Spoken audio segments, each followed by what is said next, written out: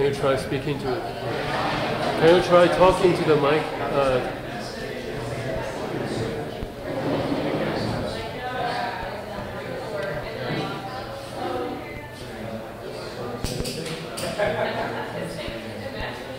No.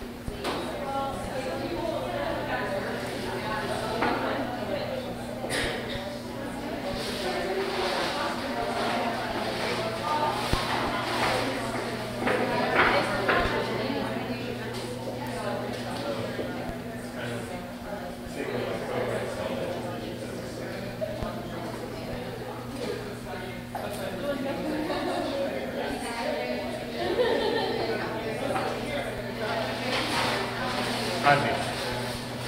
Here. Plug that one in. Oh, sure, thank you.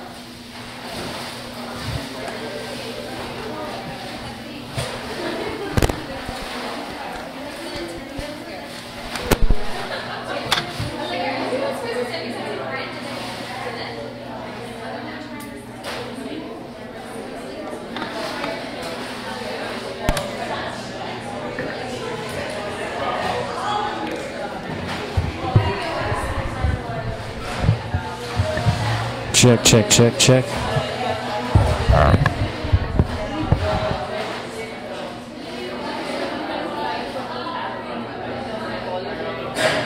Check, check, check, check, check.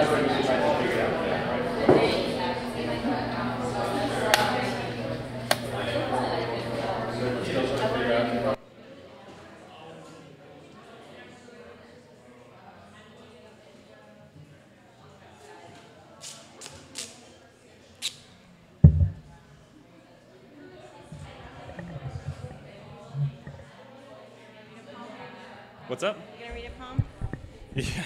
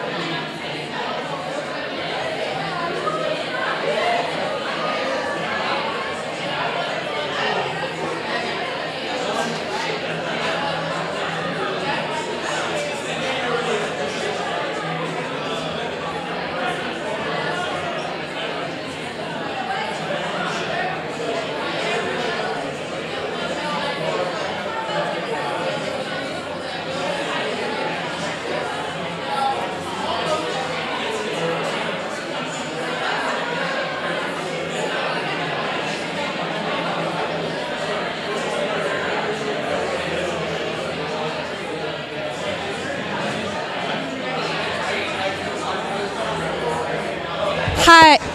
Hi. So we're at capacity. So if everyone could like scooch in, take your bags off the seat, and if you're standing and you need a seat, we have overflow in 413 downstairs. Thank you.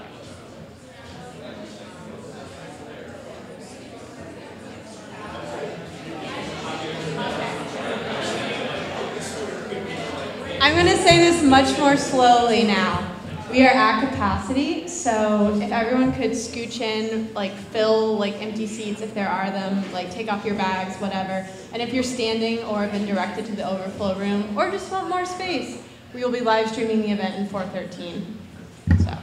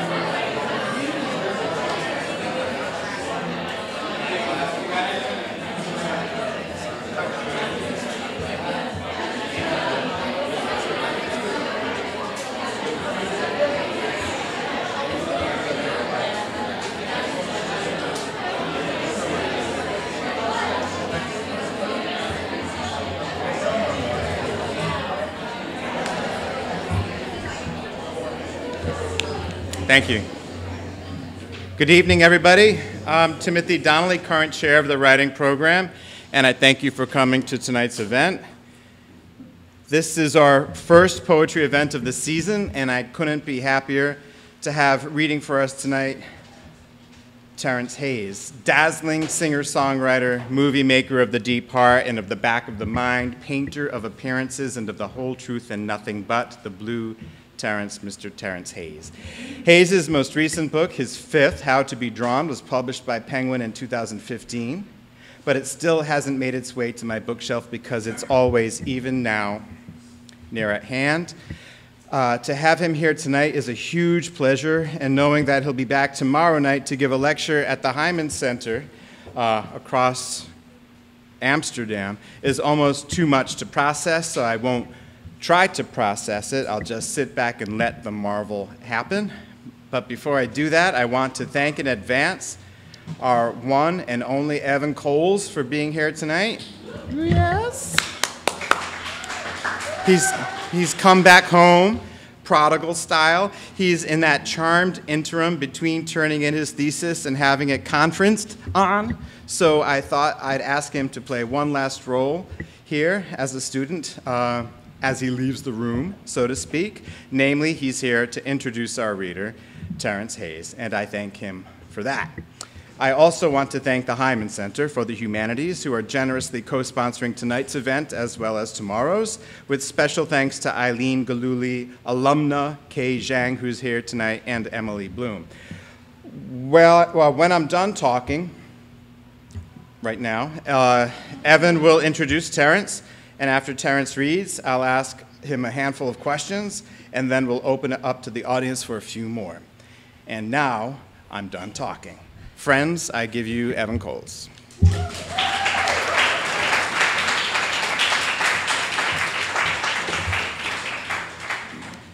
This is like an incredible pleasure. I mean, you know, to have one of your heroes and the person who gave you permission in the first place and encouraged you in your way is just, I don't know. There aren't words that can quite approach that.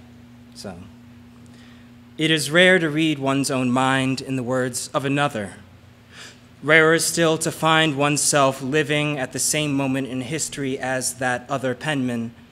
And it is rarest of all to find oneself in a room like this on a night such as tonight, charged with the responsibility of conveying the magnitude of the poet he hopes to do justice and whose work has been as permissive as it's been imperative. How does one speak unburdened by the excesses of speech? How does one make music out of words, which are surely the most cumbersome kind of note? Terrence Hayes, author of How to Be Drawn, recipient of the National Book Award for his 2010 collection, recipient of the 1990 Kate Tufts Discovery Award for his muscular music, and recipient of the MacArthur Genius Award for his, genius, provides us with an answer. In the opening of Lighthead, Hayes writes, "I'd rather have what my daddy calls scrimp. He says discreet and means the street just out of sight. Not what you see, but what you perceive. That's poetry. Not the noise, but its rhythm, an arrangement of derangements. I'll eat you to live. That's poetry." Underpinning the sensuous, sensual, and sinuous logic of Hayes' work is a relationship to desire which resonates deeply not for its precision of description, which I must say is exquisite, but for the fundamental yearning powering it. In Hayes' work, we see the chiefest wish of a black man in America is humanhood, which in its subtle way is the fundamental and as of yet unacknowledged wish of all people. But Hayes utilizes his position, black, American, a man facing the murderous, cowardly pack, pressed to the wall but fighting back to highlight this desire, to arrest the reader with the intensity of his presence, the unflinching gaze that we sense coming through in lines like, "Explicit lyrics, you are the Pied Piper, sending children into jerk patterns and grunts, into tunnels of smoke. I had to get high to write this. I am reminded of Kendrick Lamar's unabashed declaration in Absol's outro on his debut album, Section 80.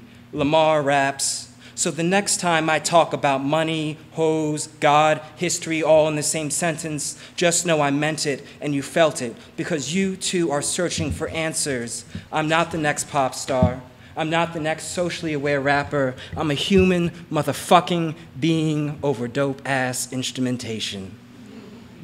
The kinship between Hayes and Lamar doesn't end there.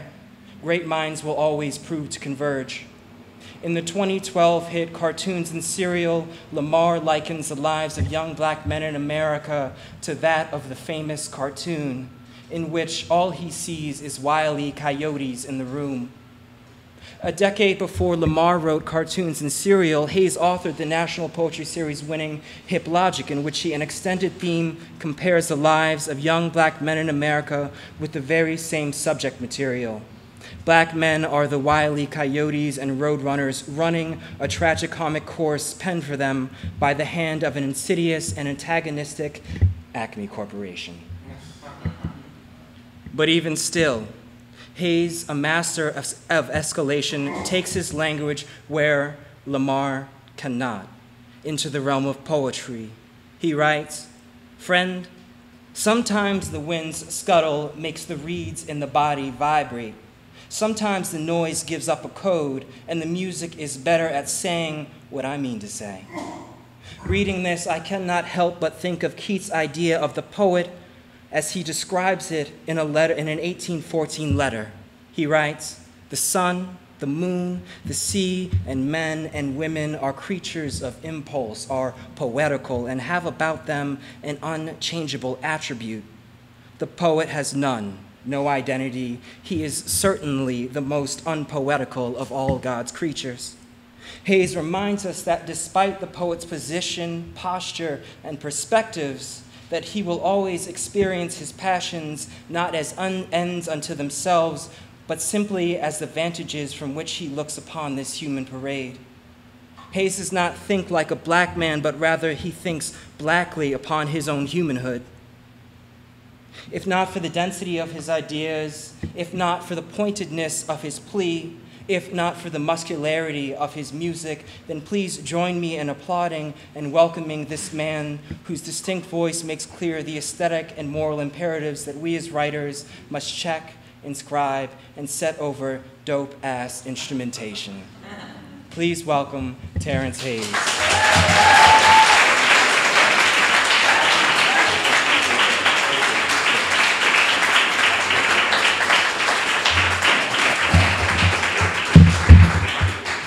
Can't see y'all. Okay, I guess that's good. All right, let's see. There's lots of water too. Water's down at the bottom too. All right, y'all. I'm gonna read these poems I've been working on. Thanks, Evan. Thanks for that introduction. I appreciate that. That's all I can say about it, man. You know, I like a good introduction. All right, so what I'm doing is trying out some of these poems that I haven't read before, because they'll help me decide what I'm gonna keep in this book before I send it out in a couple of days. But I don't wanna put like a super amount of pressure on the poems. I mean, there is one that I should probably read twice, because I'm not even sure how to read this thing. And then, yeah, and then we can talk. And that's all you need to know. You know, I mean, I'm not going to say anything in between them. They are each, you know, I guess I could say this. They're all the same title, American Sonnet from My Past and Future Assassin. And I was thinking, let's go to like, you know, George Foreman, naming like 5 of his sons George. They're different, you know. They all got to make their way in the world and define what George is. So maybe this is like that. Yeah, maybe there is one. I mean, you know, I'm a little bit obsessive, so I'm only really thinking about, there's a bunch of kind of stuff I haven't read in here, but there is one that I'm like, should I try that thing? Should I start out with that one? All right, I'm not gonna start out with it, but I'll get to it. All right. American Sonnet for My Past and Future Assassin. Oh, yeah, okay, so this is why I did this. Part of this whole thing is so that I don't talk, because I feel like sometimes I talk too much in between poems. So I should get all that out before I start. So this is another one, like sometimes I thought I should just try to define what I'm doing because I'm not talking in between them. So here's one that sort of says what they are to me. American Sonnet for My Past and Future Assassin. The song must be cultural, confessional, clear, but not obvious. It must be full of compassion and crows bowing in a vulture shadow. The song must have 6 sides to it and a clamor of voltas. The song must turn on the compass of language like a tangle of wire endowed with feeling. The notes must tear and tear. There must be a love for the minute and the minute.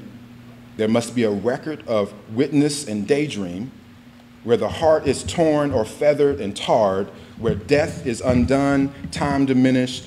The song must hold its own storm and drum and shed a noise so lovely it is sung at sunset weddings, baptisms, and beheadings henceforth. American Sonnet for My Past and Future Assassin. It's so funny that you, see what I'm doing? I'm already breaking my rules. I guess it's the second one. I'm really going to stop. Once I like calm down, I'm going to really just read them. But this one has like Kendrick Lamar in the background. American Sonnet for My Past and Future Assassin.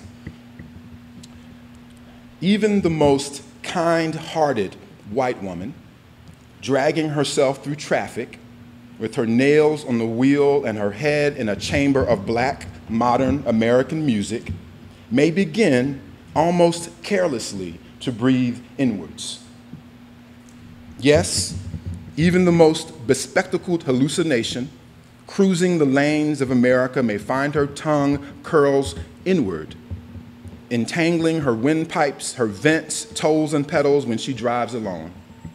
Even the most made-up layers of persona in a 2- or 4-door vehicle sealed in a fountain of bass and black boys chanting inwards may begin to chant inwardly, softly, before she can catch herself. Of course, after that, what is inward is absorbed. American Sonnet for My Past and Future Assassin. 7 of the 10 things I love in the face of James Baldwin concern the spiritual elasticity of his expressions. The sachet between left and right eyebrow, for example. The crease between his eyes like a tuning fork or furrow, like a riverbed branching into tributaries, like lines of rapturous sentences searching for a period. The dimple in his chin narrows and expands like a pupil. Most of all, I love all of his eyes, and the wrinkles and the feel of color and wet driftwood in the mud around those eyes. Mud is made of simple rain and earth, the same baptismal spills and hills of dirt James Baldwin is made of. American Sonnet for My Past and Future Assassin. The black poet would love to say his century began with Hughes or, God forbid, Wheatley, but actually it began with all the poetry weirdos and warriors, poetry whiners and winos falling from ship bows, sunset bridges, and windows. In a second, I'll tell you how little writing rescues. My hunch is that Sylvia Plath was not especially fun company. A drama queen, thin-skinned and skittery, she thought her poems were ordinary. What do you call a visionary who does not recognize her vision? Orpheus was alone when he invented writing. His manic drawing became a kind of writing when he sent his beloved a sketch of an eye with an X struck through it. He meant, I am blind without you. She thought he meant, I never want to see you again. It is possible he meant that too. American Sonnet for My Past and Future Assassin. So you'll know a lot of the newer ones, I just kind of fell into this little refrain. And so most of these I haven't read out. And they're doing different things, but they all start with the same line. American Sonnet for my past and future assassin. But there never was a black male hysteria because a fret of white men drove you crazy, or a clutch of goons drove you through money, stole your money, paid you money, stole it again. There was a black male review for ladies' night at the nightclub. There was a black male review by suits in the offices, the courts, and waiting rooms. There was a black male review in the weight rooms where coaches licked their whistles. Reviews, once-overs, half-studies, misreads, and nightmares looped the news. Your jolts and tears gained onlookers, eyeballers, clutches, and crutches of money, pounds and smiley faces. The stares you got were crazy, it's true, but there never was a black male hysteria. American Sonnet for my past and future assassin.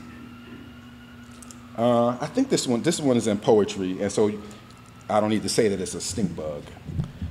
But American Sonnet for my past and future assassin. Why are you bugging me, you stank, minuscule husk of musk, muster and deliberation, crawling over reason and possessions I have and have not touched? Should I fail in my insecticide, I pray for a black boy who lifts you to a flame with bedeviled tweezers until mercy rises and disappears. You are the size of a stuttering drop of liquid, milk, machine oil, semen, blood. Yes, you funky stud, you are the jewel and the knob of an elegant butt plug, snug between pleasure and disgust. You are the scent of rot at the heart of lovemaking. The meat inside your exoskeleton is as tender as Jesus. Neruda wrote of a nipple perfuming the earth. Yes, you are an odor, an almost imperceptible ode to death, a lousy, stinking stink bug.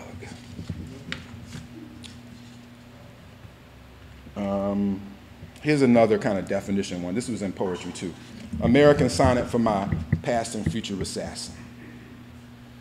I lock you in an American sonnet that is part prison, part panic closet, a little room in a house set aflame. I lock you in a form that is part music box, part meat grinder, to separate the song of the bird from the bone. I lock your persona in a dream-inducing sleeper hold while your better selves watch from the bleachers. I make you both Jim and Crow here. As the Crow, you undergo a beautiful catharsis trapped one night in the shadows of the gym. As the gym, the feel of crow shit dropping to your floors is not unlike the stars falling from the pep rally posters on your walls. I make you a box of darkness with a bird in its heart. Voltas of acoustics, instinct, and metaphor. It is not enough to love you. It is not enough to want you destroyed. American Sonnet for my past and future assassin. For her last birthday, I found in a used New Jersey toy and bookstore a 6-inch Amiri Baraka action figure, including for wear an elaborately colored dashiki with Afro pick, a linenous outfit with black beret, and a sport coat with elbow patches and a wool Kangol. He comes with an ink pen and his grandfather's pistol. If you dip him in your bath water, he will leak the names of his children. Pull a string, he sings preface to a 20-volume suicide note sweeter than the sweetest alto ever to sing in the boys' choir of Harlem. The store clerk tried selling me the actual 20-volume note Leroy Jones wrote the night before Baraka put a bullet in him. I would have bought it, but I had no room in my suitcase. American Sonnet for my past and future assassin. Maybe I was too hard on Derek Walcott. In preschool, while I lay on a nylon cot in a church basement staring at God knows what, I was not asleep when the old deacon snuck downstairs to let the two sisters watching over us lay hands against his advances. His crown was haloed in gray, but eyebrows and eyelashes swirled black as calligraphy around his gaze. Cut it out, I'd hear the girl with plump, plum lips say. He wore a silver bracelet. He spoke with a radiant sway. Everywhere he was known to pray a prayer so blood-filled and persuasive, some listeners were said to fever, kneel, break, levitate.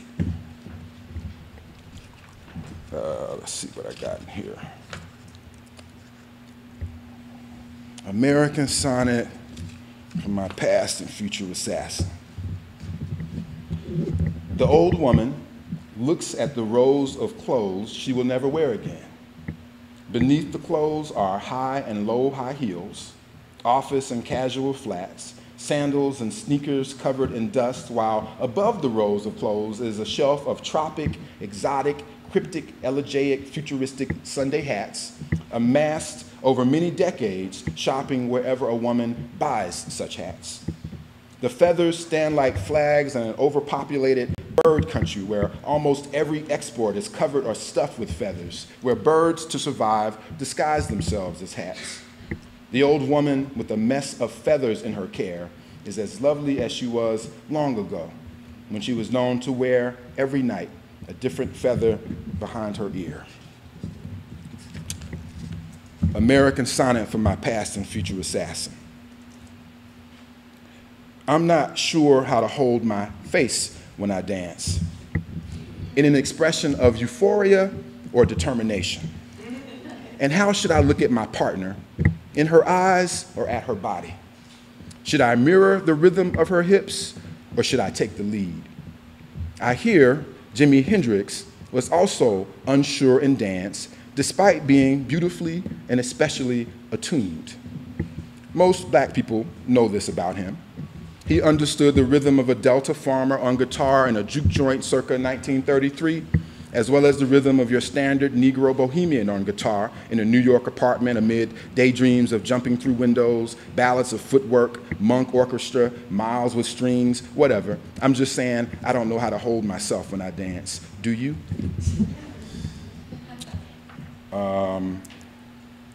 American Sonnet for my past and future assassin. The earth of my nigger eyes are assassinated. The deep well of my nigger throat is assassinated. The tender bells of my nigger testicles are gone. You assassinate the sound of our bullshit and blissfulness. The bones managing the body's business are cloaked until you assassinate my nigger flesh. The skin is replaced by a cloak of fire. Sometimes it is river or rainwater that cloaks the bones. Sometimes we lie on the roadside in bushels of knotted roots, flowers, thorns until our body is found. You assassinate the smell of my breath, which is like smoke, milk, twilight itself. You assassinate my tongue, which is like the head of a turtle using my skull for a shell. You assassinate my lovely legs and the muscular hook of my cock. Still, I speak for the dead. You will never assassinate my ghost.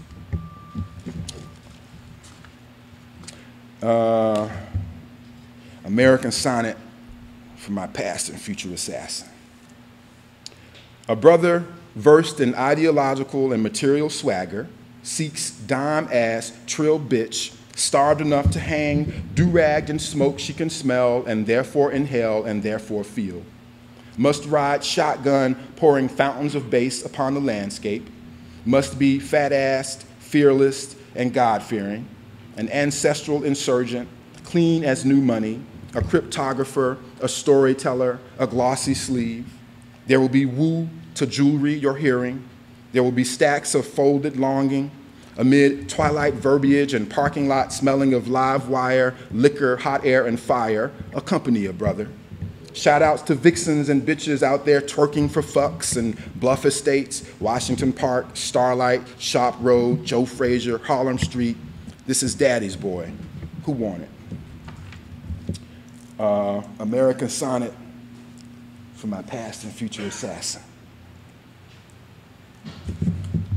Later, the white boy we beat like a drum, died after crashing his Camaro around a bend off Shop Road. He was an asshole.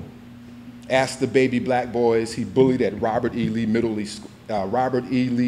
School, where the Robert E. Lee statue was painted white so often over the years it looked like someone covered in a sheet of glue. I would not have liked to attend a middle school named after Emmett Till, or for that matter, any murdered black person. When I was the age of Emmett Till, I reckoned MLK was an old man at the age he was killed. I am old enough to know the drum, though beaten, is not an instrument of violence, nor is the banjo or whistle. I'm sorry I missed the white boy's funeral. American Sonnet for My Past and Future Assassin. We suppose Miss Dickinson is like the abandoned lover of Orpheus, and two, that she loved to masturbate, whispering lonely, dark blue lullabies to death. Because Galway Connell writes of St. Francis, whose touch made a sow ecstatic, consider how it would be to make every creature shudder in orgasm. If you got one of your paws on a blackbird, you'd see the blackbird shift and shatter like a vessel of ink.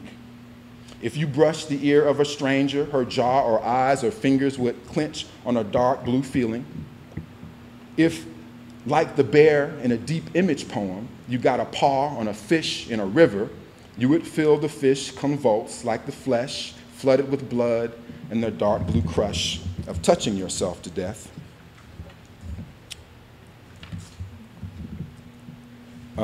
Yeah, here's another one, weird one. American Sonnet for My Past and Future Assassin. Maybe they're all weird. Everyone knows you're still reading the messages when that "sorry I'm away for a spell" email appears, but it's good manners to send it.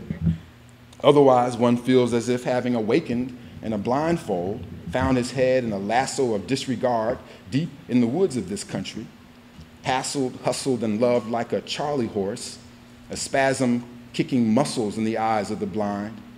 It's a minor feeling, I suppose, being half visible as the hood pulled over a brother's reflection when he angles in the rain in a place outside the gates of pretty much anywhere he goes in this country. Open or closed, what's inside the gates remains to be seen and is thus protected by the blind. American Sonnet for My Past and Future Assassin. The subject is allowed up to 20 years after leaving the home of his or her parents to reconcile all but the darkest of infractions. The deeper the wound, the more heroic the healing. As the story of Aeneas is the Aeneid, and the story of Odysseus the Odyssey, the name of the subject is as mysterious as the journey. The subject must speak as if he or she is witness to a story no one who has ever lived in the entire tangled future and history of the world can tell. What if it were possible to make a noise so lovely people would pay to hear it continuously for a century or so? Unbelievably, Miles Davis and John Coltrane, standing within inches of each other, didn't explode. Here's one that I might take out. So let me see. American Sonnet for My Past and Future Assassin. Foul in as much as when Hack-a-Shack commenced, the demeaning twinkle in the hacker's eye said, "We know you'll fail at free throws." I always felt sorry for Shaquille. Or foul in as much as television succeeds because it does not emit the smell of its hacks and bullshit. Or foul in as much as a hack smells himself and how much we inhale it. Foul as the cologne commercials suggesting women will fuck a man because of his smell. Foul as in the opposite of an infant smelling a first breath, the smell with a soul inside it. As in the opposite of that, you are foul as a smell so poisonous it kills whoever smells it. Let's see. Another one I haven't read out. American Sonnet for My Past and Future Assassin. A remix of Pony by Genuine plays while half a dozen beautiful black men strut on stage wearing translucent black housecoats, then pause with their backs to us before a slow twerking as half a dozen beautiful black women walk on stage in sharp alabaster tuxedos and surgical masks, but we can see the weeping inside them. A white audience member, it may be a man or a woman of any age, is invited up to crow in the middle of a circle the dancers make. I have sent tickets of this show to my white friend who is determined to write about black people and to my black friends determined to police him. American Sonnet for My Past and Future Assassin. But there never was a black male hysteria, as if you weren't the mysterious lover of Langston Hughes, forced to hold what you knew of his measure secret until it drove you mad enough to cruise the dive bars reciting the poems he wrote you, but never published. Lines covered in bruises and stars, almost unhinged lyrics. The man was yellow in public, maybe afraid of himself, maybe pretending the blues was a substance when in fact it is the opposite, like a breath that comes so quickly you feel you're breathing ether, either atmospheric and anonymous as the air against a window, or indefinite and mute as a curtain of wind.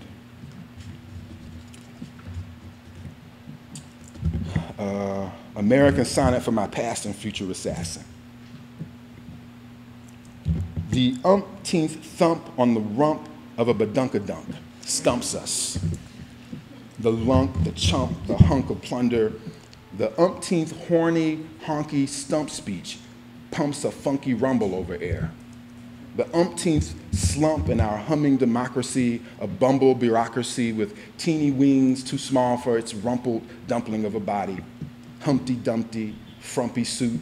The umpteenth honk of hollow thunder, the umpteenth believe me, the umpteenth grumpy, jumpy retort, chump change, casino game, tuxedo, teeth bleach, stump speech, junk science, junk bond, junk country, stump speech. The umpteenth boast stumps our toe.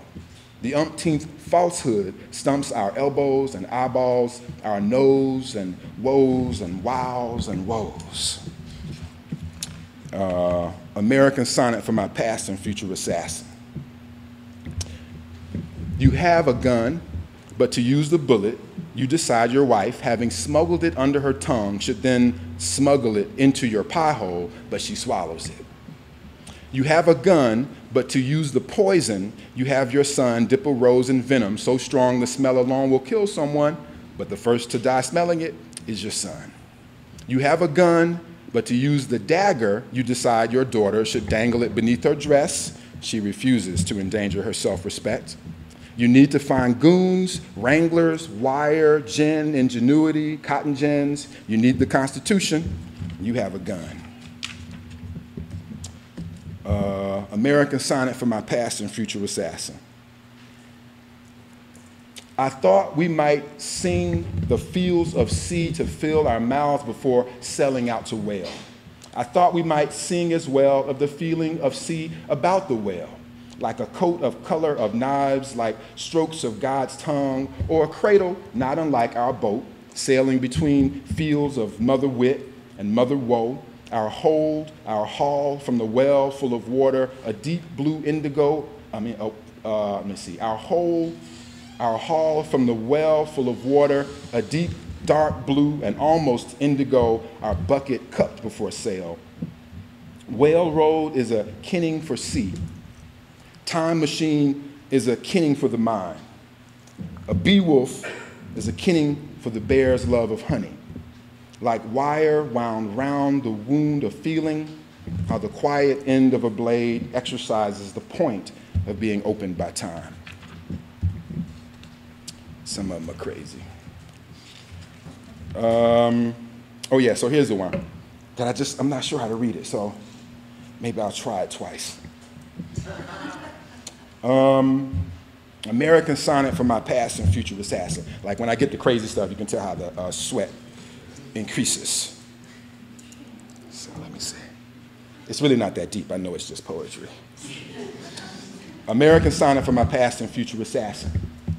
But there never was a black male hysteria like the logic of one who litters to lower the number of fires caused by burning cigarettes tossed in trash cans is relatively low, but fear of fire probably explains the number of butts everywhere. In New York, democracy is like the story of many black people in America are rarely compulsive. High-fivers believe joy is a matter of touching others is forbidden. The only word God doesn't know, you have to heal yourself. Truly to be heroic, you have to think of killing your self-awareness requires a touch of blindness, and self-importance is the only word God knows to be free is to live, because only the dead are slaves.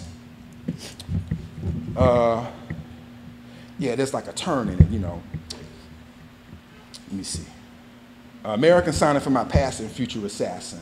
But there never was a black male hysteria like the logic of one who litters to lower the number of fires caused by burning cigarettes tossed in trash cans is relatively low, but fear of fire probably explains the number of butts everywhere.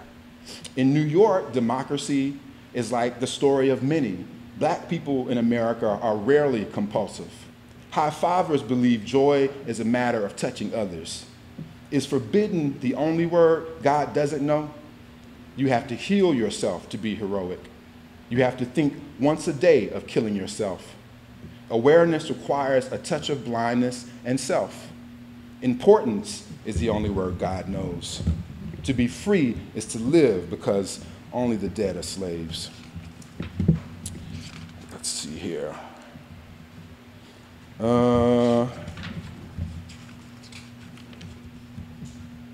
American signing for my past and future assassin.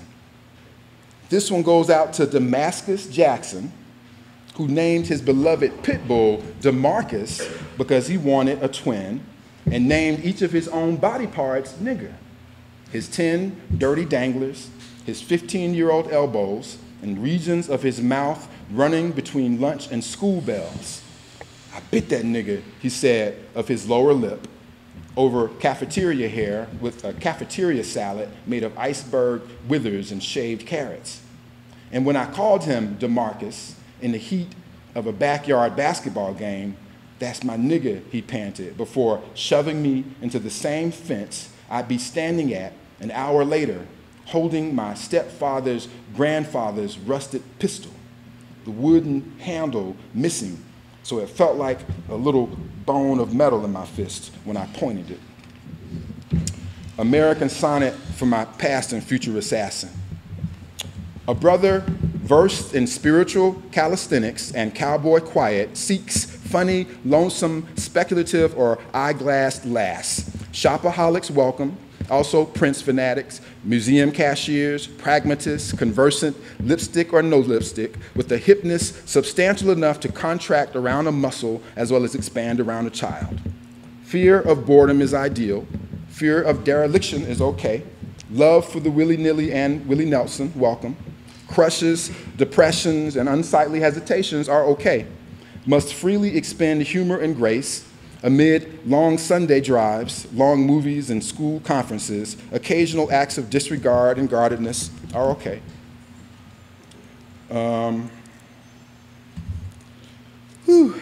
These poems make me hot, y'all.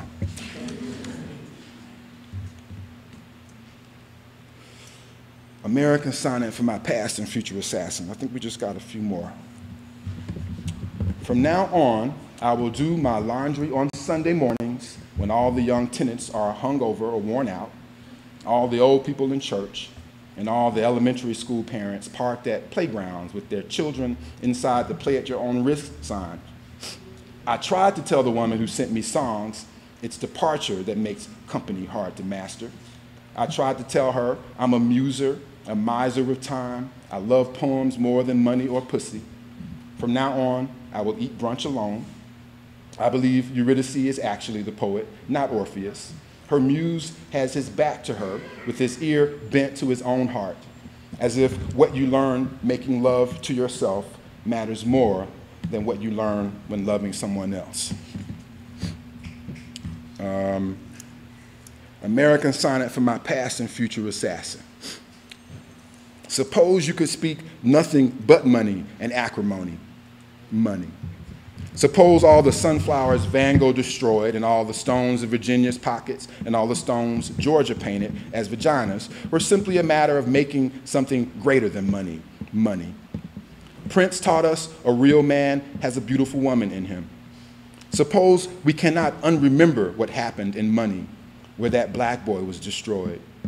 Suppose you're someone who celebrates Thomas Jefferson's birthday, money. Suppose he was someone whose love for a black woman was blinded by blackness, hers and his, yours and mine, assassin. You are beautiful because of your sadness, but you would be more beautiful without your fear. American sonnet for my past and future assassin. Overaged, overgrave, overlooked brother seeks adjoining variable female structure covered in chocolate, cinnamon, molasses, freckled, sandy, or sunset-colored flesh, expressively motored by a blend of intellectual fat and muscle, while several complex and simple emotional frequencies pulse along her veins. Must be a careful and moderately self-indulgent cinematographer, modestly self-conscious, reasonably self-important, spiritually self-educated, marginally self-destructive.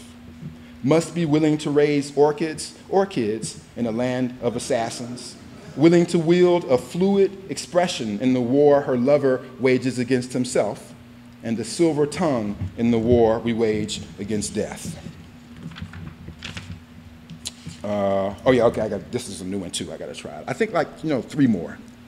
American sonnet for my past and future assassin. This is new, let's see. In a parallel world where all the Doctor Who's are black, I'm the doctor who knows no God is more powerful than time. In a parallel world where all the doctors who are black see cops box black boys in cop cars and caskets, I'm the doctor who blacks out whenever he sees a police box. In a parallel world where doctors who box cops in caskets cry doing their jobs, I disappear inside a skull that's larger on the inside. Question: if in a parallel world where every Doctor Who was black, you were the complex Time Lord, when and where would you explore? My answer is, a brother has to know how to time travel and doctor himself when a knee or shoe stalls against his neck.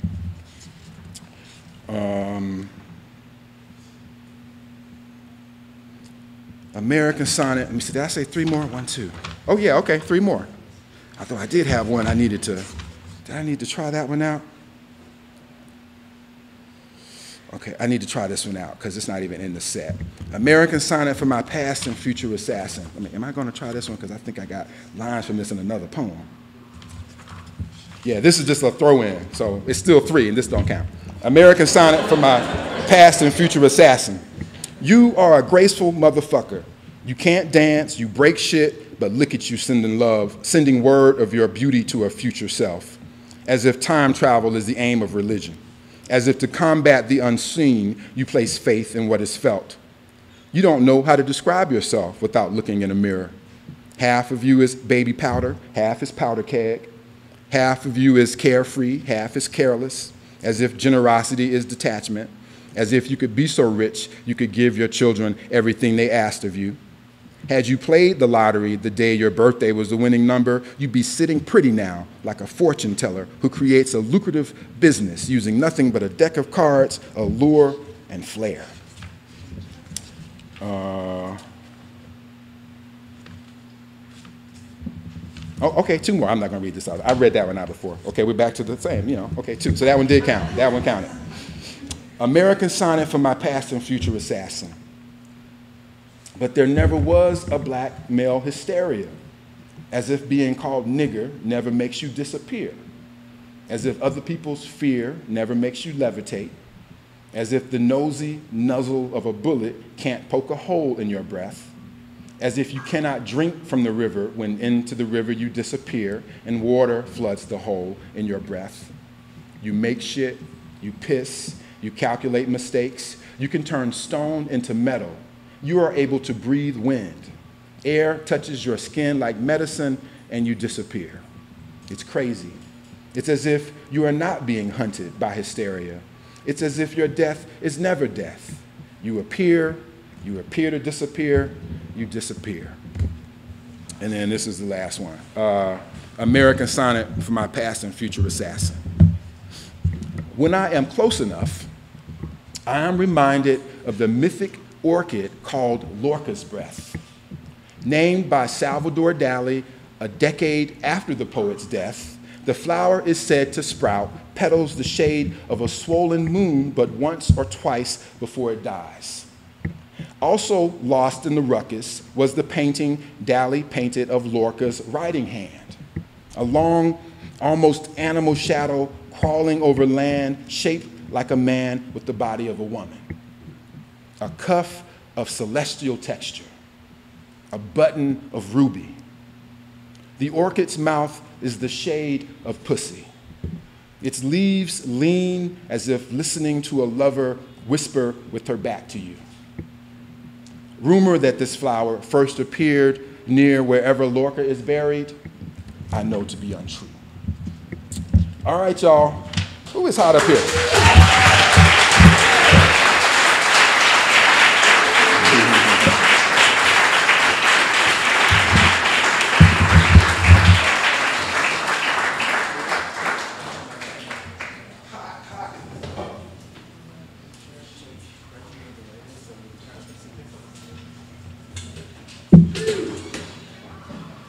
No, we can keep that there. Oh, I think we can do it. I've been thinking a lot about how we're going to reconfigure things for the talk part. Are you going to feel too under the microscope if you sit on this? No, I'll be okay. You're going to be okay? I figured you might be. Does this look like this is what we had in mind? Oh, wow, you got me like being interrogated. Well, that's what I said, under the microscope. You going to be okay with that? Yeah. Want to bring the fan closer? That was fantastic.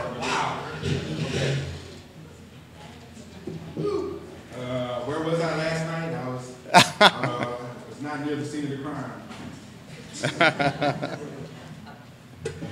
You okay? You're comfortable? Yeah, it is a little bit stark. Yeah, no, I Started to go to like the Turkish bathhouse. And I was like, that's not that important. If I go to the bathhouse, I can like sweat, then I'll be dehydrated, and I won't Then- get it in front of y'all. no. I've made that mistake so many times. All right, thank you. That was really amazing. It's great to hear you read. I'm going to ask you a few questions, then we're going to open it up to the audience, okay? Is this on? I can't tell. I don't think it... no, it's not on, but I'm probably loud enough. Terrence. Yeah, get comfortable. Looking over your work this past week, it seemed to me that from the start, you've made poems that sprawl and then poems that contain themselves. Poems that plow down the page like an actual human carrying on or holding forth about something on the one hand, and on the other, due largely, I think, to formal choices like regular stanza shapes, a ramped up music, repetition, fetching end rhyme, etc., and perhaps also an overall concision, poems that are more eager to draw attention to their madeness, to their object status, to their song status, rather than, or else in addition to, the urgency of their voice. They're thinking through, they're talking it out, they're telling a tale. For example, the first poem in Wind in a Box would seem to me to be one of the latter, while the second poem, Woofer, seems to be one of the other kind. Of course, there are outliers, oddities, and certainly hybrids. But I wonder if this distinction I'm trying to make makes any sense to you. Or better, I wonder if a toggling back and forth between these conditions, or else between the impulses that might lead to these conditions, is something that you're mindful of either as you write, I'm going to clarify this in the end, either as you write or else as you think about your writing. And to be clear, I would probably identify these impulses as, one, to use language as a building material and to make an object out of it, and two, to put language to use as a tool for expression and to get a point across. I feel there are some poems that favor the one and others that favor the second, but I feel like usually there's a tension in your work between these two impulses or practices or ideals. Is this something that makes any sense? If we were like at the bar, man, I would be like, well, do you think your own work like that? Yes? That's so complicated. No, it's not. No. I think what I would say is like the first answer is certainly in trying to re-see a poem, I try to not, go in through the same door, if that makes any sense. But the first answer, for the writers is just, man, I just try to write every day. I try to surprise myself, and then if I do that even a little bit, I feel pretty good. So that's really the basic answer of one who, like, I'm not a person who thinks of myself as having like ever getting writer's block. I just Right. But the really smart stuff you're asking, I do think for me it comes into place when I'm like looking at what I've written. Yeah. It can happen afterwards. Yeah. Asking myself, like a basic question, which is when I get really close to the wall of like, I don't even know if I would call that the experimental or if I would call it the lyric, and then the other wall is the wall of narrative. Those Monologue, voice. Yeah. I sort of feel like I'm walking back and forth. Yes. It's not even good to be like in the middle of the room. That also feels like not a decision. So if I write a bunch of narrative stuff, I will likely start looking at that other wall. Getting close to it, but eventually I'll maybe turn back around. So to me, it's just the kind of pacing inside the poems, which makes them, I guess, a little bit schizophrenic. But that is just a person who tries to write every day, and I try to like not tell myself that I know what I'm doing, and I try not to have any really serious plans in terms of generating stuff. And even this, I mean, to be writing these poems is, inside the poems you can sort of see how from one day to the next. Sometimes on the same day I might write, again, a poem that's leaning up against one wall and then be like, that's crazy. Yeah. In the performance of them, I would say certainly the ones that are closer to that far experimental wall are the ones that I'm always, that's usually when I start sweating. Because I'm usually like, now they're gonna really think I'm crazy, And so the sort of trick about those is that I can kind of hide those in with other stuff. Yeah, you do. That I do feel from the beginning, to go to your point, which is always like, I don't think I actually want to be on any team permanently. I don't want to lean on any wall in one room too long. And I think that's probably always been true. I mean, I think it's true in my general taste. Yeah, I understand. Hey, I'm going to ask you about music. Okay, and I was going to ask you if you feel like you're a dual citizen of making and of expressing, or do you pledge allegiance to one before the other? But I think it's true that you probably go back and forth between those two registers. Yeah, I think so. I think we should too. Yeah. To talk about, I mean, again, like that first question is only really interesting to me when I'm talking to another writer and comparing it. But by myself, I sort of feel like it's interesting, but I don't know how useful. Yeah. I understand. Of course I do. No. I did that as a good question. I instantly want to put it to like students and friends. Right. Think about the space that you inhabit in the kind of the room of the poem, like where are the walls, where are the sides. Yes, I understand. And I think that the new poems that you're working on show an interest in containment and concision because they're all like 14 lines, but also this idea of carrying on because you can do in one poem something that you can pick up again in another poem, and each poem doesn't have this terrible burden of coming to its own discrete conclusion because it's part of a series of ongoing. I am a chronic compulsive reviser. Oh yeah, okay. Part of it too was like, oh, you know what? Like if I can't get it right, I'll just do it in another poem. And so there's where things come up, not because I'm necessarily creating a rhythm. It's like, well, I got that wrong, but I wrote that poem on Monday. And if I do my normal thing, which is pull it again out on Tuesday, I'll work on it. So part of what I did in the series is like, okay, if there's an idea or image, and I don't feel like I quite said everything I wanted to say, I'll try it again on another occasion with another poem. But that's me trying to like write all of them because I typically do, sit with poems and. And you've written series before. Each book, well, many of your books have series in them.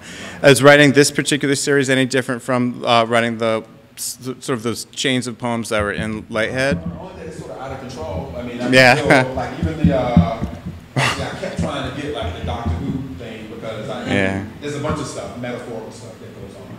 I actually think like Rick from Rick and Morty. I think Rick is a Doctor Who prototype. People think he's from I don't know what I'm talking about.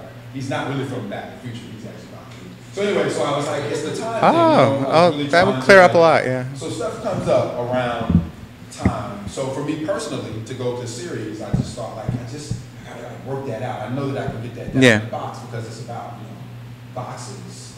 Yes. But, I mean, I wrote that after I was done. Like, I had more than enough poems. And so the challenge for me now is like to channel that energy somewhere else. Because I don't want to do like part 2. I'm like, well, the Barry maybe did 77 and then he published like a bunch of them. A lot more. Which weren't good. Yeah. They were lesser. I'm going to learn all the bad ones. Okay. I didn't hear any bad ones tonight. I'm going to ask you about music. Okay, popular music, pop, jazz, R&B, and some hip-hop is clearly very important and always right there for you, forever at your poem's fingertips and in every way imaginable, and rarely merely topically. It goes deep. You'll cite, sample, remember memories associated with, and fuse poems about family and other dynamics with the lives of and voices of singers like Donny Hathaway and Roberta Flack, and this is to nod to 2 of my favorite poems in muscular music, or you will write poems in the voice of or address to, etc. Tell us everything we need to know about your relationship to music. More specifically, if you want to be more specific about it, you have, I think, at least 3 or maybe even 4 poems that refer to Marvin Gaye and specifically to the song Sexual Healing. And this is across a number of books, like you always go back to that song.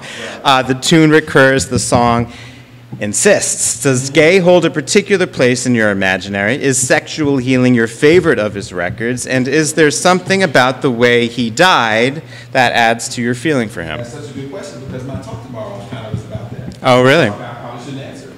Well, I think that's... Marvin Gaye part. I mean, yeah. Just around like... yeah, he comes up a lot. Yeah. So that kind of comes up.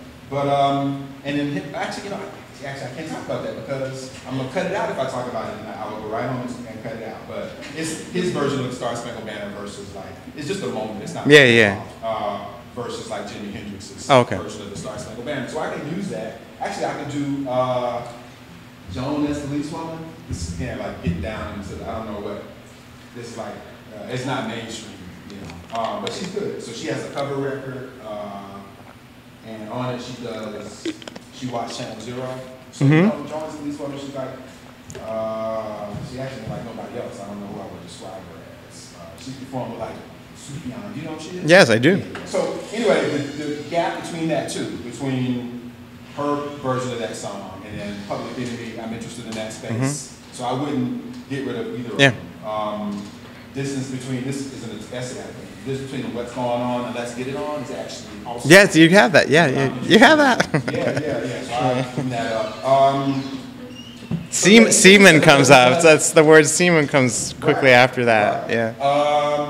Baldwin, he comes up to the distance between Sonny's Blues. That's and right. The Man. Yeah. So all of these things to me are like music.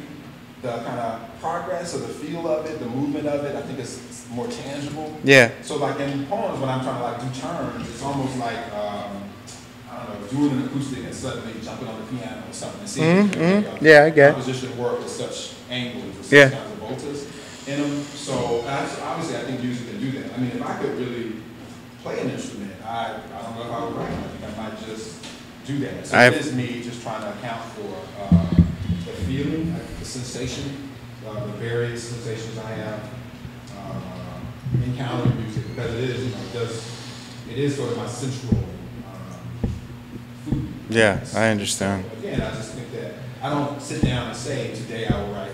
No, it doesn't seem that at all. It's just that they are, the music and the musicians themselves are so great for like what we do as a kind of like physical or more tangible way of understanding, which is different than painting. We were talking about that earlier, but something certain. I mean, it is a language, obviously. Yeah. So I can get a lot from them about, and they help me kind of understand what it is that we're doing with language based on what they're doing. But Marvin Gaye is a whole other thing. So yeah, I do have a thing. You seem like you have a thing. But that's sort of connected, like always. He does cover, a lot of territory. Yeah. In many for ways, sure, so I agree. It's interesting to me. So, yeah. But I'll say, just as a side note, I say it's a classic time. A lot of like pedagogy and poetics just originated like, I had a Let's Get It On record when I was like 7. So he stays there for those kinds of reasons. Yep, You know what I mean? I so do. maybe, somebody gave me a Don Hathaway record when I was like, Which one? in high school, Live at the Bitter End. Okay. So, but had I had that, maybe it would be, Don Hathaway is certainly intriguing to me too. But it's just like, like John Coltrane or, your first encounter with the musician who seems, to again, to go back to the introduction, to be speaking to you on some level. So I know he means something to me, and I could go, and everything you want to know about him, I could tell you, but I sort of feel like, well, I've been with him, Yeah. longer than I've been with most writers, so he is going to be kind of a muse for me. So I get it. I have that. I have those. I don't turn away from stuff. Again, this would be just stuff for people trying to write forever. I used to think, if you did your Marvin Gaye poem, you're done. That's the poem. Gotta do something But at else. this point, he shows up almost in every book. Yeah. I'm like, he's always on my mind. Yeah. So, and again, that's implicit even in all the poems having the same title. Like, who says? Yeah, I was gonna. Yeah, I know. The rules are maybe broken in what we do. So I sort of feel like as soon as you identify a rule or a boundary in poetry, it's kind of interesting. So that notion of like, well, who says they can't all have the same title? Who says I can't write another poem about Marvin Gaye? And you've always done that. You've done that most of your books, right? But you don't play an instrument. I mess around with the piano. Okay. But, Yeah. I would say I play it. Yeah, I'm in the same situation, and I always think that the reason why, partly why I write poetry the way I do, is to make up for the fact that I can't. Yeah. I didn't know that about you. What effect, if any, has becoming a father had on your poetry? That's so long ago, man. Yeah. Or being a father, because that's ongoing. Well, I do think of like the enterprise of raising kids is similar to the enterprise of poems, except at some point you kind of have to let them go. But it's fun. Yeah. It's kind of like it's sort of like hand to the future, which is sometimes how I think about poems too. Like you're really maybe just writing for somebody that's around the corner. Yeah. And you maybe won't know for a minute. Once you get out in front of people sometimes, or even later, what you really have done. Mm-hmm. So kids are like that. So you're just trying to like get them right, get out the road, and be themselves in the world, much like poems. And you don't really know for quite a while, like whatever therapy they need in their 30s is an indication of how bad or poorly you've done. Right. So I guess I would say, my kids need more to me than poems, but they would be the only thing. But I think of them as poems, which tells you something about how serious I am about poems. Yeah. Like, No, I get all that too. I get that. So, but it's just like, it's like a living poem. Like, Yeah. So I sort of deal with it that way. Your poem, Mystic Bounce, one of my favorites in Lighthead, ends, when I asked God if anyone born to slaves would die a slave, he said, sure as a rock descending a hillside. That's why I'm not a Christian. Another favorite, Anchorhead, the next poem in the book, ends, I leaped overboard in my shackles and sailed through my reflection on down to ruin, calling out to God and then calling out no more. God appears elsewhere in your work too, of course. I wanted to ask, were you raised religious? Has God or his absence always been hanging out by the door of your poems trying to get in? Is he a special topic or just a topic like any other? Do you or do you not have spiritual impulses regularly? And if so, what, if anything, does poetry have to do with them? Wow, okay. Some of this comes up tomorrow too, so I'll try to talk about it without it. Yeah, like my parents were religious, so I went to church, but again, it's sort of like the Marvin Gaye thing. It is a ready sort of resource, but I knew fairly early on, I would never say I'm on anybody's team. So I would never be like, the Christian bus is the one that's going to go to heaven, Right. which is what everybody's trying to say. And I'm like, I'll ride it for a little while, but I don't really get that. So my whole attitude is just like being, drawn from whatever spirituality is. Yeah. Any kind of resources or any kind of sources. But yeah, I do know, the Bible. I do think I understand that stuff. But I understand it kind of, as an academic.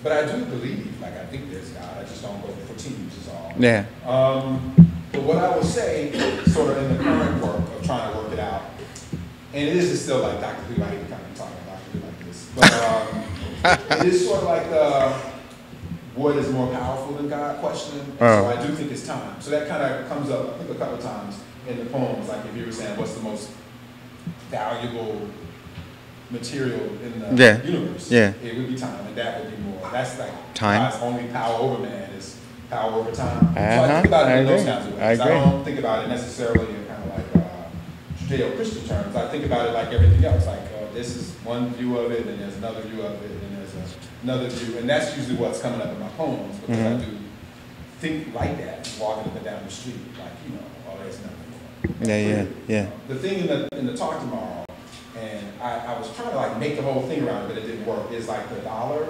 So y'all don't have to come. Anybody in this room do not come tomorrow. Only people who did not hear this. No, it's fine.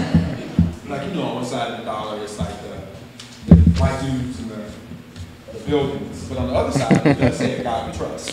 And so I've always said, that's because trust is a value. It's not about God. Like people think it's the important thing is the meaning of God. Yeah, I got it. But I'm like, no, money is about trust. Like trust is so important that you would connect it to kind of a holiness. So what I'm saying to you is that that's just me looking at a dollar and then saying like, I put that in the phone. Yeah. So I do. The question sort of just emerge because I got money in my pocket sometimes. It's not because I sort of again set out with this, because I'm like, that's interesting. Look at this thing. But I don't. It is under the rubric of what interests me is what I would say. Yes. And I rely on that. Yeah. I wouldn't knock it down if it came to that. So, but presently it's just time. Next.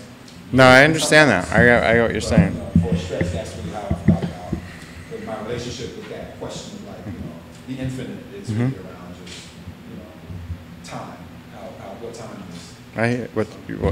It's about 8:25. I'm going to ask you some lighter questions now, okay? This question is from my legacy collection. Describe your ideal breakfast.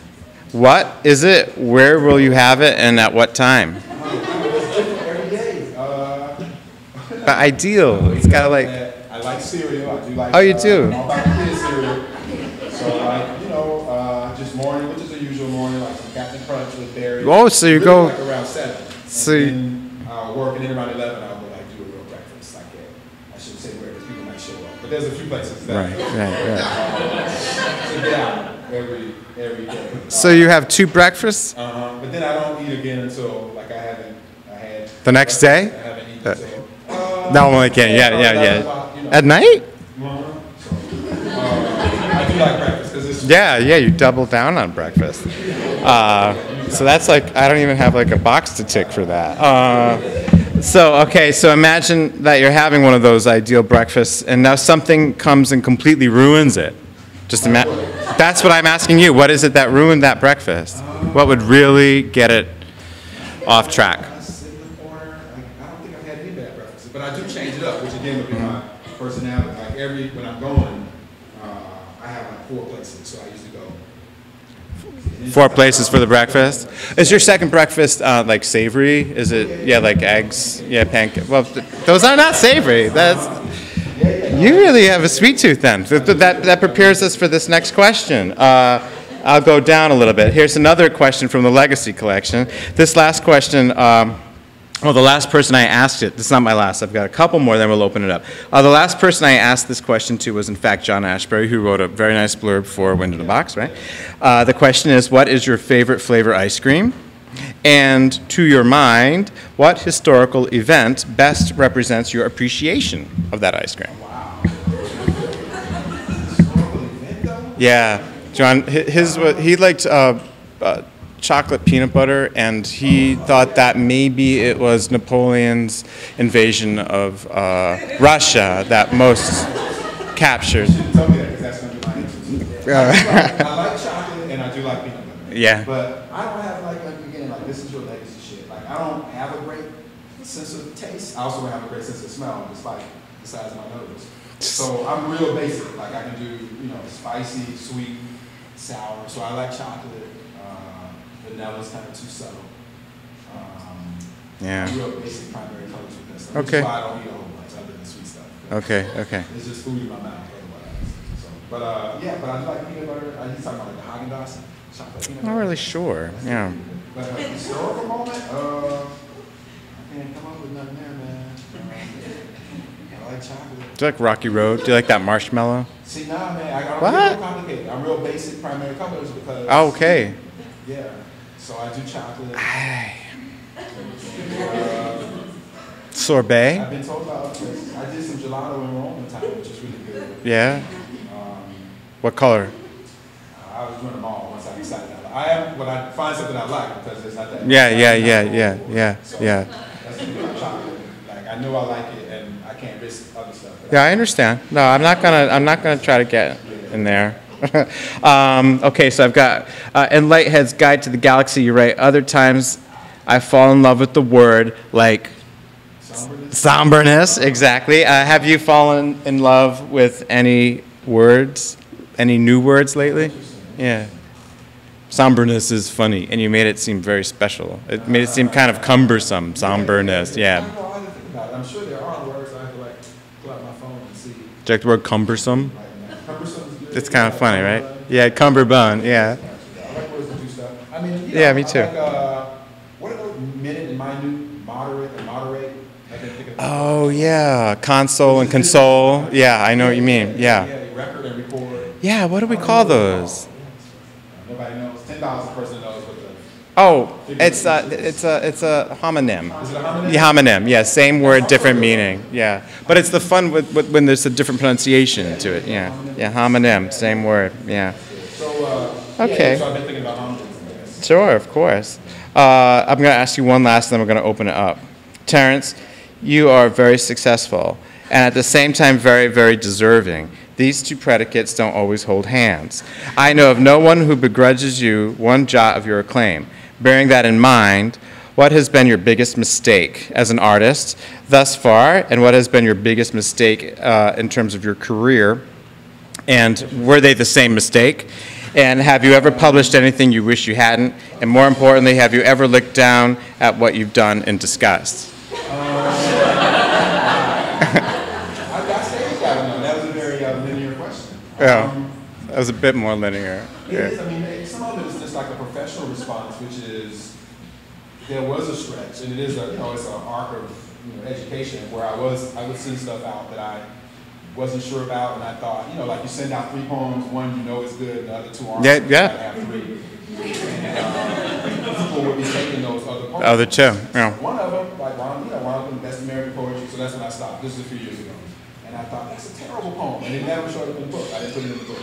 But I'm like, that really will screw me up, like that someone will take something that I either I'm not sure about or think is bad, and someone else says it's good. And sometimes they're right, and sometimes they're not right. And I've had sort of both experiences of that, because that's also true. Like there's a poem in the last book where I only put it in because it had been taken, for something, and then it turns out that it was a good poem, but when it was taken, I was like, that's a terrible poem, So I mostly work by myself. Like, when I'm saying I'm reading these poems out and decide if they're going in the book, it's because nobody's seen them, and I. In particular in this project, and I think as I get older, it's still true, that I just I'm just trying to hear my own kind of sound. Yeah, I do and even understand. When I was in graduate school, it was just something about, it's got to be done by the end of the semester, which sort of suddenly disqualified a lot of the kinds of conversations that we were having, because I was like, but that's an arbitrary deadline. That's not really I want to say something I said to my kid the other day. I felt like this is, sometimes you say stuff to your kids, and you're like, I hope you remember that shit. Yeah. And like, I hope I remember that, right? Yeah. So he's an artist, and he wants to go to high school for the performing arts. He's in the 8th grade. He's been drawing. He's good. I gave him a Van Gogh book, and gave him $50 and gave me this awesome picture. He can really paint. He had the paint raised up on it and everything. Oh wow. He does that's not. And shit. He's totally serious. And so he was like, oh man, I hope I get in. I hope I get accepted into it. And I was like, oh, but if you don't, you'll still be drawing. Like, you don't need these guys. You've been drawing. So it'd be nice if you got in. But really, that's not really why you're doing it. You're not doing it to have someone approve it and let you into this place. You're doing it because it's what you do. Yeah. You know what I mean? And so that's, I believe that. I didn't know I believed it until I said it. What did he say? My attitude. Like, I certainly don't take any rewards, awards, honors, attention for granted. Yeah. But I do it because it's all I know how to do, really. Yeah. And so, we could do the couch and stuff, you know, therapy and stuff. But you know, and that's why I mean it's a big question. It's a very serious question because I would say, yeah, that's what I would say. Yeah, no, that's a great answer. All my mistakes are connected to like caring too much about poetry. Is what I would say. So you know, I'm a terrible person to be in a relationship with because you know that's really. The only reason I care about my kids is because they're poems. You know what I mean? Like, I mean, that's only half of it. I know. It is what I do. It is what I think about. So the prize is sort of, it would be like somebody, you know, if you like to eat, it would be like somebody rewarding you every day for eating. And you'd be like, well, you know, I was going to do it anyway. Thanks. Yeah, so I get that is, that's sort of always been true. And so the only thing that sort of changed in that long history of just saying it's just what I do because it's just what I do. I don't really act. It's just, you know, I'm obsessive and I'm glad that is the thing that I obsess over instead of, I mean, I have other yeah. They're not all, you know, self-destructive, but that's a good one. That's my good obsession, the obsession around the making of poems. But I wouldn't, I mean, in the poem, I have a poem that said that, and that poem is like, you know, kind of true. Like, a great musician sending me a song and, you know, with affection, and he's saying, well, you know, I like poetry more than pussy and money. I mean, that's very true. I do. I would choose poetry over those two things all the time. I mean, you know, it's a lot. I know what you're saying. Figure it out. Like, That's a lot for a Scorpio to say too, by the way. I always Yeah. said when I was 25, but at 45, I think evidence has proven that is true. Oh, yeah. That's true. So that ain't a great thing. It's just what it is. You know what I mean? And so, and again, I can hide that kind of stuff in the science. I can hide those kinds of statements, but they're, you know, the funny thing about them being the way that they are is that they're full of stuff like that. They're full of stuff. Yeah, I can. Yeah. You know,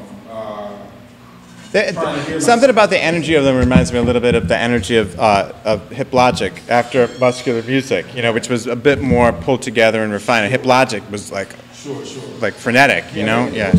Yeah, it feels that way. They go back and forth. And yeah. I think I do. Yeah. I understand. I'm going to ask. I know it's supposed. Oh, pardon. Yeah, go ahead. You know, it's going to be my last question, but I do want to say. I heard you refer to Prince a couple times, and I don't think you've ever done that before in a poem. Yeah, he's around, but he's not always like super explicit. He's coming from time. But obviously within passing. Yeah, within passing. Yeah. But the Prince thing is connected to an idea that's in a few poems, which is like, again, it's actually a part of it. Sometimes is God. Like if there is a God, clearly. It looks like Prince. Female. Oh, well, sorry. Oh, yeah. Female, Yeah. You know, Yeah. I see what you. As opposed to male, and so that's sort of how Prince is connected to that. Like obviously Prince knew that. Like, Yeah. A real man is going to have a little bit of woman or a lot, really, but clearly that's part of like one's full consciousness is that part of one's life. So anyway, so he comes up because like who else better than Prince is evidence of that, like a positive force, like saying, oh, the whole notion of masculinity, you know, he really gives us a lot more to do with that as opposed to just, you know, putting on your shoulders and walking around or whatever. So so he comes up, but I'm certainly, you know, like everybody else, if he's in my head. And again, I don't think I totally spell this out tomorrow, but I do think a lot of, as I just said a minute ago, a lot of like one's choices as an artist are before you already. They're just around you. You're sort of trying to listen for them more than construct them. So I kind of think like that, and I usually wind up figuring out later what it is. As I said about my son, like I kind of know later what it is I believe, and then I trust that. But I don't try to do it before I'm in a moment where that kind of discovery happens. Yeah, I get you. So Okay. I'm going to ask audience if they have a question. I think David has a question. Yes. Yeah. He's going to have some overlap with but like I want to talk about beginning of putting in the box. Like, you know, just the sort of strategy for the first three poems. Like, you know, you don't put in the box the very first one, the particular poem, which is sort of really contingent upon the metaphor as waiting left. Right? Like you're waiting, and then it hits you in the end. You're like, oh shit, that's what, you know, that's with that little box. And then the second poem, you know, Woofer, which is this associative, but it's with a purpose, right? We're going to keep bounding and just keep going. Woofer is also kind of a box too. Right, well, yeah. And then you have to consider that one, okay? And then the third one is talk, right? Which is very sort of straightforward, it's very narrative. These are three different poems that you put together. But all of them for me, like, really show for me, your strengths of that is patience, man. Like, you know, like for winning a box, like I feel like a poem with not as much skill would have been like, I got this wind, blood metaphor that I need to get to. Sure. You know what I mean? And you sort of cover your tracks. You know, you talk about like sort of patience and.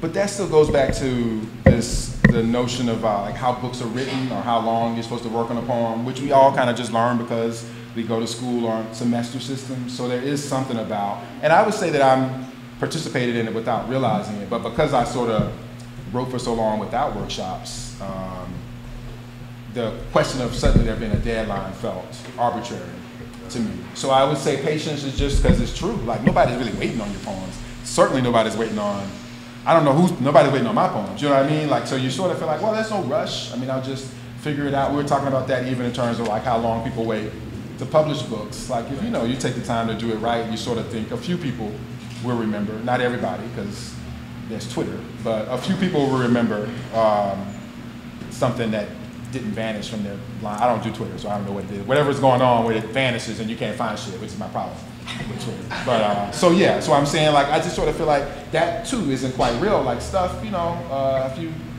work on it, it'll endure. Well, I guess kind of I'm trying to like, where does the tumblers click? Where you're like, and that comes with that pitch, that idea. Like you're like, oh, let me put these three together, because as you were saying, like you don't want to be in just a sort of a viral like idea. It's constantly shifting and changing. So this is going to sound like a kind of a dismissive answer or an anti-intellectual answer, but it's not. But I would say it is.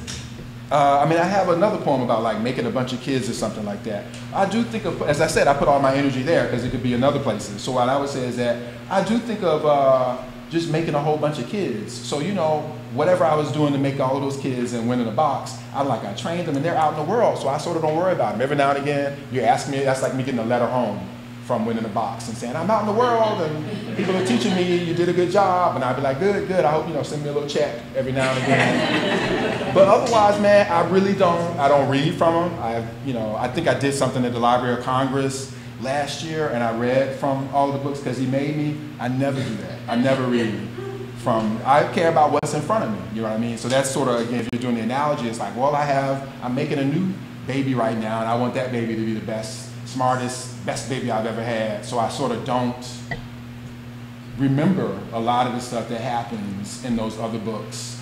I remember when I'm repeating myself, but otherwise I try not to like hang in those spaces. So I'm like, man, that was like, how many books ago was that? When you asked me that question too, when you were quoting and stuff, or like reading lines, I'm like, what was it? Did I write that? So I prefer that. I'll never do a selected, that's for when I'm dead, somebody could do that. I'm just not retrospective in that way. I just try to like the next poem, the last poem. So like, saying, oh, this poem isn't going to count, the poem that was in the back that may or may not go in the book, like that's more important to me. And I can talk to you about like, things that I'm working through to put that together because this kid is not out of the house yet.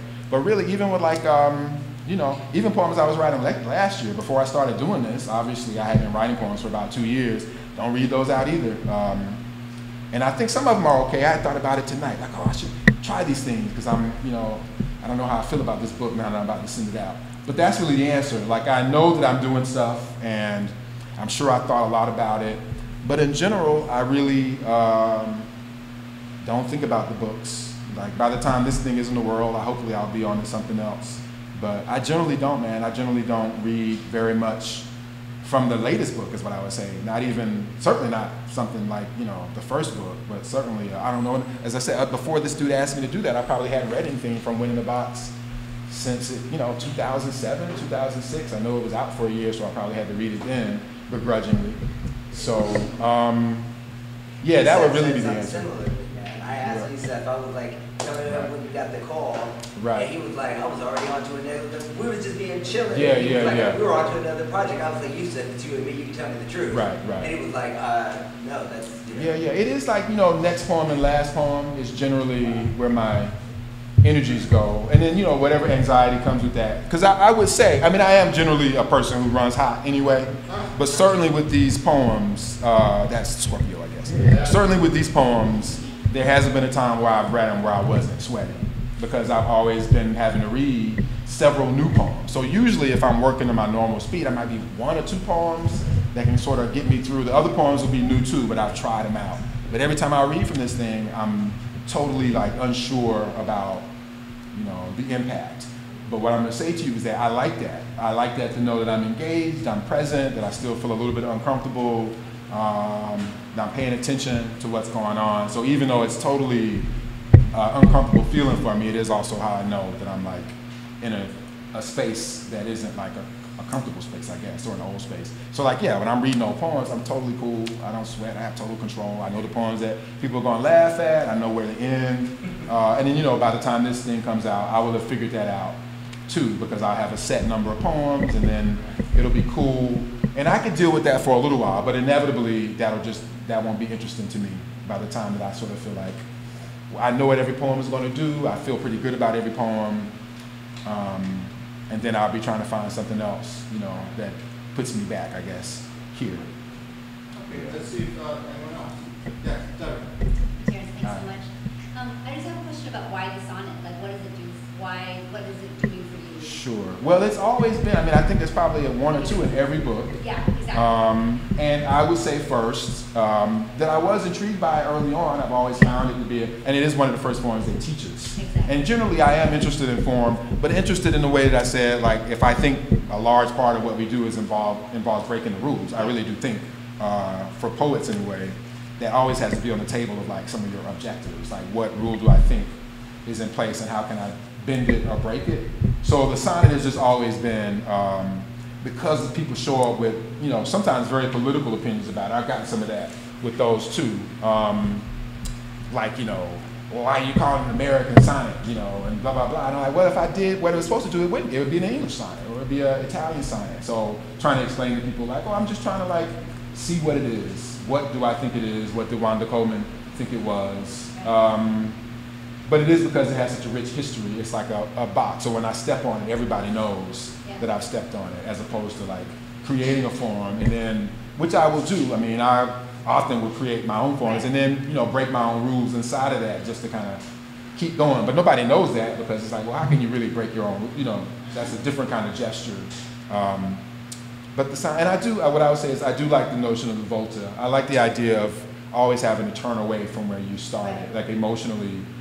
That feels like a good challenge for me, and that is the challenge that has led me to some of the surprise and some of the sweat in the poems. It's like, oh, I didn't know I was going there, but the volta means I got to do it, and now where I'm going to turn. So. No, that's great. I ask as someone who keeps turning back to sonnet as well, Yeah, so I'm yeah. always curious, like, what other people do. Yeah, and I do. I mean, again, like by the time it's out, I'll have all of this stuff down. But I do think the most interesting thing to me is the notion of turning, an idea, turning away from something inside of like that little box is, like, to me, that's the most useful exercise. And I would say it is the thing that I know I can carry from it, like that gesture, whether you think of it as juxtaposition or whatever you think of as like the turn inside of a poem. I feel like that's a useful exercise, a useful practice that'll, you know, it'll come back to me. I could keep doing it without getting bored with it, I guess. So, yeah. Okay, 1 or 2 more. Yes. Yeah, I have a question. So I remember last year when you were reading, I asked which women poets you sort of keep your bedside table, and listed Cheryl Gold and some others, and then I guess Sylvia Plath made an appearance today. So Uh-huh. I was just wondering if you could talk a little bit about maybe who some of the women poets are that you're keeping in your inner circle today, and then also you sort of reiterated a couple times that you like Pussy and Money, so I like what now? Pussy and Money, right? I don't like it. I said it's not my priority. Yeah. I mean, I shouldn't say I don't like it, but I'm saying not quite. No, I'm saying something totally different. Yeah, I'm saying in terms of priorities, that wouldn't be the thing that would get me from poems. Like if someone was trying to call me out, neither of those things would make me leave a poem. I guess my question is more in terms of like the body and musicality of women that appears in your poems. Right. Maybe more specifically in terms of you can talk about how that comes into play. And I guess just sort of, Those are two good questions, because I mean, I hear two good answers or two possible answers in that. And one is really, I think I was saying this to somebody too, like, to me, all of the conversations are really always about poems, but the broader conversations are harder. Like a broader conversation about race, America, gender. The great thing about what we do, the writers and really thinkers in the room, is that we always can make a thing that we're thinking about, and then you can sort of call people on it. So this is a side comment to that before I get to like what I'm reading, because I can tell, I mean, Semacula, they just won, I mean, I'm doing the thing for the Times, so I'm seeing books all the time, you know what I mean? And my only priority to that is small presses and underrepresented voices, which would be women. So I think I've had maybe one or two white dudes in it. But I try to be democratic across the board. So I'm saying there's a bunch of answers in that. But let me give you an answer that's connected to the work today. So like one of the poems, and I think this is why I kept going with it. The first of these sequences, which is like, you know, brother seeks woman, seeks this kind of person.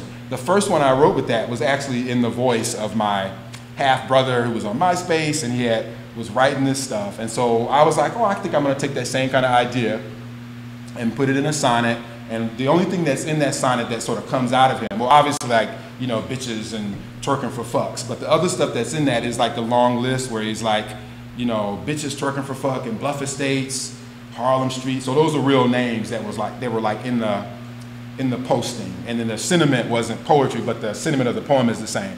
So here's the thing about that.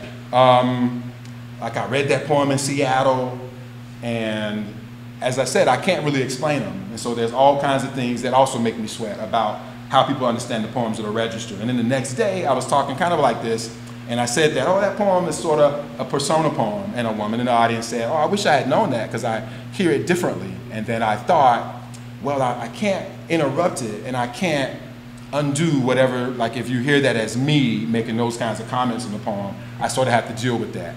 So, but later, because I kept thinking about it, I kept thinking like, well, how else can I deal with like that sense of desire? Like, can I put that in a different kind of body, and would that come out in a different kind of language? Hence, since then, that was like April, you hear other poems that are doing it. But I'm really trying to account for what I think is so large in that voice, in that, the poem in that voice, which is really about like this, you could call it hip hop desire, you could call it objective desire, inappropriate desire. But I wasn't gonna not put it in, and I'm not gonna interrupt only saying the titles to explain it, because that would be about me and not about the poem, if you follow me. So that's what I'm saying. I'm always like, you know, that's an interesting poem. I think there's a lot of stuff going on in it. It's also a problematic poem, which is why I was drawn to the language to put it in that. So my options are like write a real poem that's not a sonnet, and then I can explain to everybody, hey, I'm a good guy, don't worry, I don't, you know, or I can be like, well, you know, I'm gonna try to like do this, and then like make sure the other work is also accounting for like those various sides of desire and yearning. So what I'm saying to you is like, I'm saying two things, which is like, I feel like most of my answers, I hope, are evident in the work that I'm doing, even when I can't quite get it out of the park. I'm trying to work that out. And I would say, like, I think about all the stuff that y'all are thinking about. I mean, all the questions emerge, and usually when people misread stuff, they think it's because you're not thinking about it. I'm like, yeah, you can think about it and then say, I choose to look like an asshole, I choose to look like, et cetera, et cetera, et cetera, for the sake of whatever the poem is doing. And that is kind of how, that's kind of how I roll. Whatever the terms are, whatever the poem asks, is sort of how I have to deal with it. But as I said, just to sort of go to the broader stuff, and again, this is also trying to be in the poems, and it goes back to this question about what I think about, like, across the board, what people are doing. I do think, you know, women are more interesting poets than guys.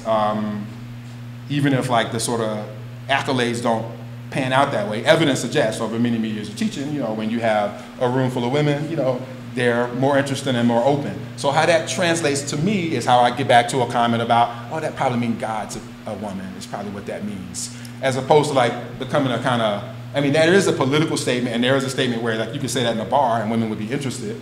Or there's a way that you say like, why do I think that, and what can I do with that, and how do I make that like a record of that kind of thinking, if this is really what you think, that the most special thing about Prince is the feminine in him, and the most special thing about like the consciousness is his capacity for the feminine. So as I said, I mean, I hope that a lot of my politics, my questions, and blind spots are there as evidence to be discussed, worked out, revised, which is also the great thing about poems. When you say something wrong or have the wrong impression, you know, that's what re-seeing is all about.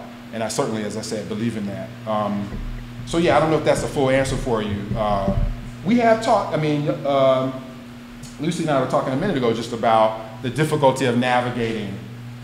Part of it is like information, but with information is historical information, appropriation, cultural information. So like once you have this information, you do have to decide how you're going to use it. And so for me, that's very exciting, but it also is still this question of like, again, it's sort of vanity. Like, do you want to always make sure you're like on the right side of that information, or are you really trying to challenge it and investigate it? And so for me, like the parallels would be religion, like, or Sylvia Plath. I mean, in that poem, the reason that I've got, I don't know if I said that before, I don't think I said that to y'all. Like, people were saying to me, you don't like Sylvia Plath. And I was like, but that's such a simple thing for the poem. The poem sort of explains that it does, but it also is saying, part of what I like about her is that she's not, you know, square, that she ain't Langston Hughes or Phyllis. She's not like this kind of one-dimensional character. Part of it is I do like the darkness in it, and that comes up in the poem. So again, what I'm saying is that I hope that my sentiments aren't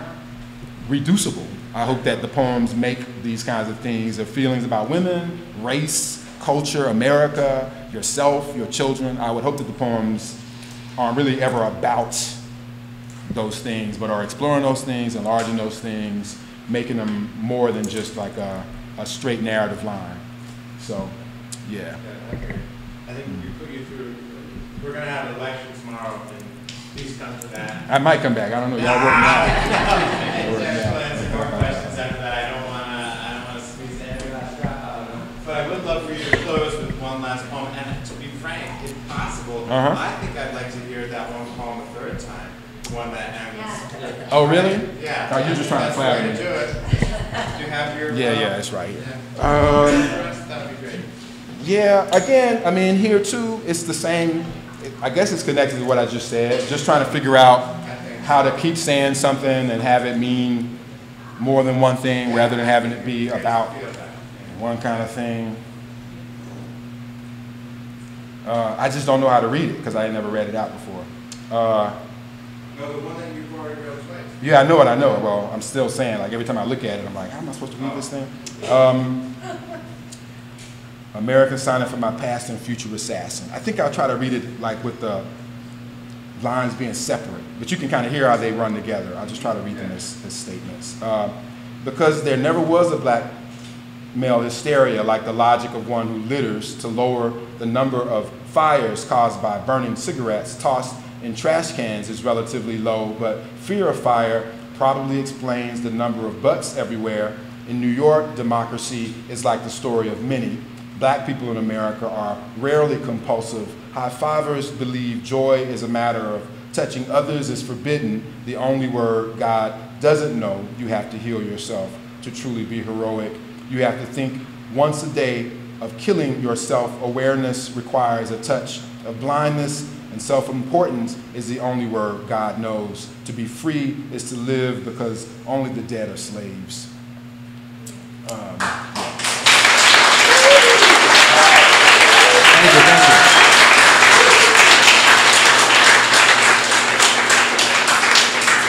Is that it? Can I get up?